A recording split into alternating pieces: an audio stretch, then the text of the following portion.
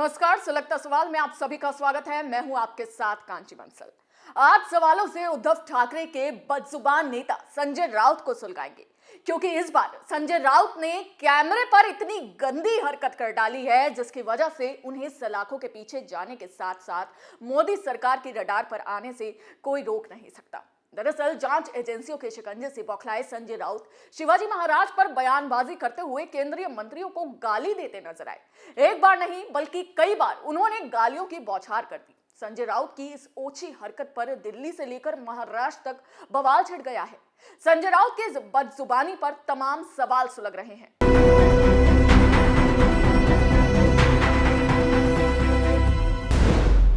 संजय राउत ने क्यों दी केंद्रीय मंत्रियों को गाली? क्यों शिवाजी के नाम पर राजनीति कर रहे राउत? क्या संजय राउत के खिलाफ होगा एक्शन? क्या मोदी सरकार की रडार पर आ गए राउत? इन सवालों ने उद्धव खेमे में खलबली मचा दी है, क्योंकि अब गालीबाज नेता संजय राउत के खिलाफ बीजेपी ने भी मोर्चा खोल दिया है। आगे कुछ बताएं, उससे पहले संजय राउत के उस बयान को सुनवाते हैं जिसमें उन्होंने खुलेआम बदसलूकी की। संजय राउत ने कहा कि इस मुद्दे पर लंबे समय से लड़ रहे हैं, लेकिन सरकार में बैठे जो लोग फेविकॉल लगाकर बैठे हैं वो इस मुद्दे पर कुछ क्यों नहीं बोल रहे हैं? वे अन्य सभी मुद्दों पर बोलते हैं और छत्रपति शिवाजी महाराज के अपमान पर नहीं बोलते।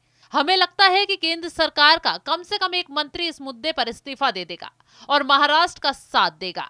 जो लोग ये अपमान कर रहे हैं वे के बच्चे हैं। संजय राउत के इसी बदजुबानी पर अब महाराष्ट्र में बवाल खड़ा हो गया है। हालांकि ये पहली बार नहीं है जब राउत का अपनी भाषा पर नियंत्रण खो गया है। अब शब्दों के साथ उनका प्रयास काफी लंबा है। इससे पहले फरवरी 2022 में राउत मुंबई में मीडिया से बात करते हुए बीजेपी नेता किरीट सोमैया को अपशब्द कहते नजर आए थे। उसके बाद उन्होंने कंगना रनौत पर बेहुदी टिप्पणी की थी, लेकिन अब वह सिर्फ राज्यपाल कोश्यारी के बयान पर इतना बौखला गए कि बीजेपी को घेरने के लिए ऊट-पटांग बयानबाजी कर रहे हैं। दरअसल पिछले कुछ वक्त से महाराष्ट्र में छत्रपति शिवाजी महाराज को लेकर राजनीति हो रही है। महाराष्ट्र के राज्यपाल भगत सिंह कोश्यारी ने छत्रपति शिवाजी महाराज पर बयान दिया था, जिसको लेकर विपक्ष ने उन पर हमला बोला। साथ ही राज्यपाल ने माफी की मांग भी की थी, जिसके बाद महाराष्ट्र के राज्यपाल भगत सिंह कोश्यारी ने केंद्रीय गृह मंत्री अमित शाह को एक पत्र लिखा था। इस पत्र में उन्होंने कहा था कि वे शिवाजी महाराज का अपमान करने के बारे में सोच भी नहीं सकते। दरअसल कोश्यारी ने औरंगाबाद में एक दीक्षांत समारोह में कहा था कि जब हम छोटे थे तो हमारे आदर्श जवाहरलाल नेहरू, सुभाष चंद्र बोस और महात्मा गांधी हुआ करते थे। महाराष्ट्र में आपको कहीं और देखने की जरूरत नहीं है। छत्रपति शिवाजी महाराज पुराने दिनों की बात है। आज के जमाने में आपको बाबा साहब भीमराव अंबेडकर से लेकर नितिन गडकरी तक में महापुरुष मिल जाएंगे। बस कोश्यारी के इसी बयान पर संजय राउत को मिर्ची लग गई। उन्होंने बेवजह इस बात को मुद्दा बनाना शुरू कर दिया, छाती पीटनी शुरू कर दी और सीधा गाली गलौज पर उतर आए। शब्दों की मर्यादा भूलते हुए केंद्रीय मंत्रियों को ही गंदी गालियां देने लगे, जिसका हर्जाना अब संजय राउत को महंगा पड़ने वाला है। संजय राउत की इस गंदगी की छींटें उन्हें बढ़ावा देने वाले उद्धव ठाकरे पर भी गिरने वाले हैं, क्योंकि शिंदे गुट भी संजय राउत की बदजुबानी को लेकर एक्शन मोड में आ गया है।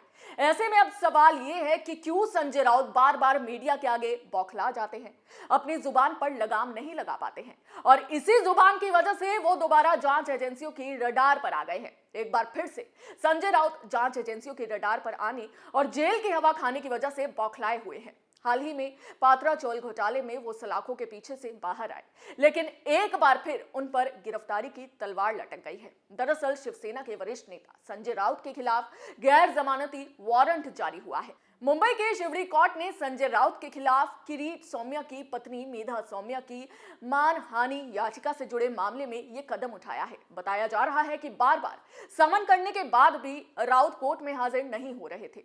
उनकी अकड़ दिख रही थी, लेकिन कोर्ट चंद मिनटों में उनकी अकड़ ढीली कर रहा है। अब मामले की अगली सुनवाई 24 जनवरी को होगी और संजय राउत का जेल जाने का वक्त भी करीब आएगा। अब किस केस में संजय राउत बुरे फंस गए हैं, तो चलिए आपको ये भी बताते हैं। दरअसल संजय राउत ने मेधा सोमैया पर मीरा भयंदर इलाके में 100 करोड़ रुपए के शौचालय घोटाले का आरोप लगाया था, जो कि एक झूठा आरोप था। लेकिन सत्ता की हनक में संजय राउत बीजेपी नेताओं को फंसाने में लग गए थे। उस दौरान संजय राउत ने कहा था कि मीरा भयंदर नगर निगम के अपने अधिकार क्षेत्र में शौचालयों के निर्माण के लिए आवंटित धन का कथित तौर पर मेधा ने अपने गैर सरकारी संगठन के माध्यम से दुरुपयोग किया है। करोड़ों रुपए की घपलेबाजी की। ऐसे में मेधा ने आरोपों को निराधार बताया और संजय राउत से अपना बयान वापस लेने के साथ ही सार्वजनिक तौर पर माफी मांगने के लिए भी कहा था। लेकिन अकड़ में जीने वाले संजय राउत ने अपना बयान वापस नहीं लिया और ना ही माफी मांगी। इसके बाद मेधा ने संजय राउत के खिलाफ 100 करोड़ रुपए की मानहानि का मुकदमा दर्ज करा दिया, यानी कि कोर्ट तक संजय राउत को घसीटा। लेकिन संजय राउत कोर्ट के नियमों की धज्जियां उड़ाते नजर आए, कोर्ट की तारीख पर पेश नहीं हुए, जिसकी वजह से अब कोर्ट ने उनके खिलाफ गैर जमानती वारंट जारी किया है, यानी कि अब संजय राउत की गिरफ्तारी दोबारा हो सकती है। वहीं दूसरी तरफ केंद्रीय मंत्री नारायण राणे ने संजय राउत के खिलाफ ऐसा खुलासा किया है जिससे उद्धव ठाकरे भी सदमे में रह गए हैं। दरअसल केंद्रीय मंत्री नारायण राणे ने संजय राउत को निशाने पर लेते हुए खुलासा करते हुए कहा कि मेरे राज्यसभा सांसद बनने के बाद संजय राउत राज्यसभा में मेरे बगल में बैठकर उद्धव ठाकरे, उनकी पत्नी रश्मि ठाकरे के बारे में जो कुछ भी कहता था वह सब मैं एक दिन उद्धव ठाकरे को मिलकर बताऊंगा। फिर उद्धव ठाकरे और रश्मि ठाकरे उसे चप्पलों से मारेंगे। यानी कि संजय राउत सिर्फ बाहर वालों के लिए ही नहीं, अपने घर के लोगों के लिए भी बदजुबानी करते पकड़े गए हैं। केंद्रीय मंत्री के इस दावे ने सबके होश उड़ा दिए हैं। इसके साथ ही उन्होंने आगे संजय राउत पर शिवसेना को खत्म करने का भी आरोप लगाया। नारायण राणे ने कहा कि शिवसेना को खत्म करने के काम में संजय राउत जुटे हुए हैं। वे मातोश्री में सुरंग बना रहे हैं। संजय राउत भस्मासुर की तरह है, जिसके सर या कंधे पर हाथ रख देंगे उसका भस्म होना तय है।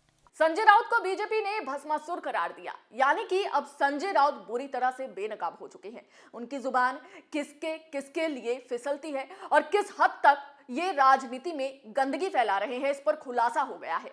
लेकिन अब केंद्रीय मंत्रियों के खिलाफ संजय राउत ने जो बदजुबानी की है वो उन्हें महंगी पड़ने वाली है। सुलगता सवाल में आज के लिए बस इतना ही। नए मुद्दे के साथ आपके सामने फिर हाजिर होंगे। देखते रहिए कैपिटल टीवी। जय हिंद।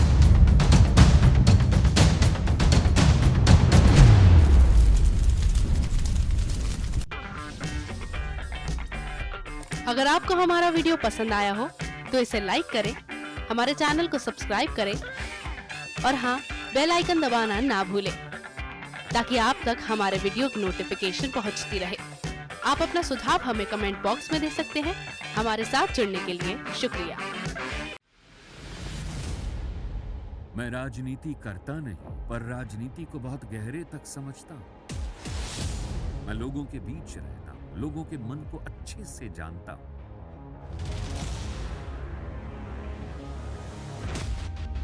पब्लिक और पॉलिटिक्स की हर नब्ज को खूब पहचानता हूँ। संघर्ष की सियासत से सत्ता के सिंहासन तक मैं हर खबर से खरा सच निकालता हूँ। ना कोई दौड़, ना कोई race. Capital TV, Uttar Pradesh.